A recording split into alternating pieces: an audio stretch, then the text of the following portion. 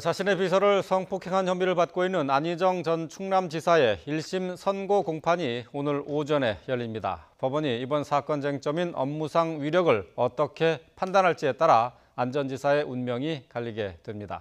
현장에 나가 있는 취재기자 연결합니다. 차정윤 기자.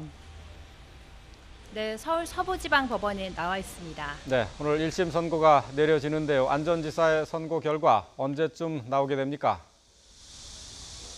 네, 안 전 지사의 1심 선고 공판은 앞으로 1시간여 뒤죠. 오전 10시 반쯤 열릴 예정입니다. 안 전 지사에게 적용된 혐의는 업무상 위력에 의한 추행 등입니다. 네, 이번 사건에서 다룰 쟁점이 많고 사안이 복잡한 만큼 선고 결과는 오전 11시 이후에 나올 것으로 전망됩니다. 지난달 2일 첫 재판을 시작으로 안 전 지사와 김지은 씨 측은 치열한 법정 공방을 벌였습니다. 수행비서인 김 씨 측은 안 전 지사가 자신에게 위력에 의한 명백한 성폭행을 했다고 거듭 호소했습니다. 검찰도 유력한 차기 대선 후보로 여겨지던 안 전 지사가 헌신적으로 일한 비서를 상대로 벌인 전형적인 권력형 성범죄라며 징역 4년을 구형했습니다.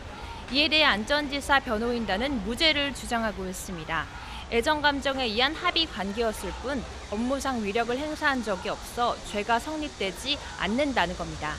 7차례 걸쳐 재판에 참석하면서 취재진 앞에서 말을 아꼈던 안 전 지사는 재판 중 최후 진술에서 도덕적인 책임은 피하지 않겠다면서 위력은 없었다고 강조하기도 했습니다.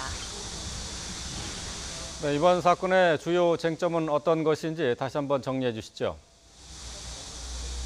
네, 재판부가 두 사람 사이에 위력이 있었는지 인정하느냐가 이번 사건의 쟁점으로 분석됩니다. 통상적으로 위력에 의한 성범죄 사건은 피해자가 미성년자거나 지체장애인 등 저항 능력이 부족한 경우가 대부분입니다. 그동안 안 전 지사의 변호인단이 법정에서 김지은 씨가 똑똑하고 주체적인 여성이라고 강조했던 부분도 김 씨가 충분히 거부할 수 있었다고 설득하기 위한 전략입니다.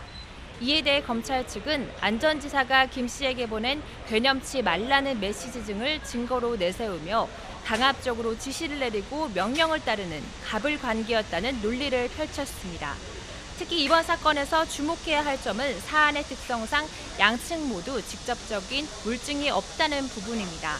재판부에 제출된 증거 대부분도 두 사람이 주고받은 메시지와 주변 인물들의 기억에 의존한 진술 등 정황 증거뿐입니다. 결국 피해자인 김 씨의 진술을 얼마나 신빙성 있고 일관성 있게 볼 것인지 재판부의 판단 기준이 이번 선고 결과를 판가름 낼 것으로 보입니다. 네, 미투 사건의 첫 번째 공판입니다. 시민들의 관심이 큰 만큼 현장에서 선고 결과를 직접 보려는 사람들도 많이 있다고요. 네, 그렇습니다. 현장에는 열기도 굉장히 뜨거운데요. 이른 시각이지만 오늘 새벽 6시부터 법정 앞에는 시민들이 이제 법정 결과를 직접 보려는 줄이 길게 늘어서기도 했습니다. 오전 8시 반부터 선착순으로 당첨권 배부가 시작됐는데 시민들은 재판 시작 30분 전인 오전 10시부터 차례대로 법정에 입장할 계획입니다.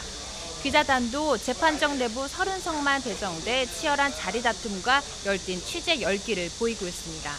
선고가 종료되면 11시 반쯤 법원 앞에서는 안희정 성폭력 사건 공동대책위 등 여성단체의 집회도 예고돼 있습니다.